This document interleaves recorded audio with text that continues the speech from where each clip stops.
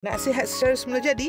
Cuba amalkan jus dari buah dan sayur. Guna produk tempatan je. Ia bukan sahaja murah tapi khasiatnya juga sangat luar biasa. Ini 10 jenis buah dan sayur tempatan yang paling bagus kalau dibuat jus. Betik. Betik kaya dengan enzim papain yang bantu penghadaman dan cegah sembelit. Jus betik juga bagus untuk detoks dan lawas. Jambu batu. Kaya dengan vitamin C dan antioksidan. Jus jambu bantu kuatkan sistem imun dan bagus untuk kulit. Lobak merah. Ia tinggi dengan beta-karotin, elok untuk mata dan kulit. Jus lobak merah juga bantu turunkan kolesterol. Daun pudina dan timun.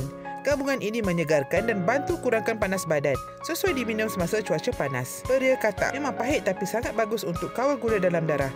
Amalkan dalam kuantiti kecil sebagai jus detox. Tembikai, buah yang tinggi air dan bantu hidrasi. Jus tembikai bantu turunkan tekanan darah dan bersihkan buah pinggang. Nenas, ia mengandungi bromalin, bantu penghadaman dan lawan keradangan. Jus nanas juga bantu kempiskan perut jika diamalkan secara konsisten. Daun pegaga, jus daun pegaga terkenal dalam perubatan tradisional. Ia bantu lancarkan peredaran darah dan cantikkan kulit. Tomato, jus tomato kaya dengan likopena iaitu antioksidan yang kuat. Amalan minum jus tomato boleh jadikan kulit lebih sihat dan cegah kerosakan sel. Buah delima tempatan. Jus lima bantu tingkatkan hemoglobin dan bagus untuk jantung.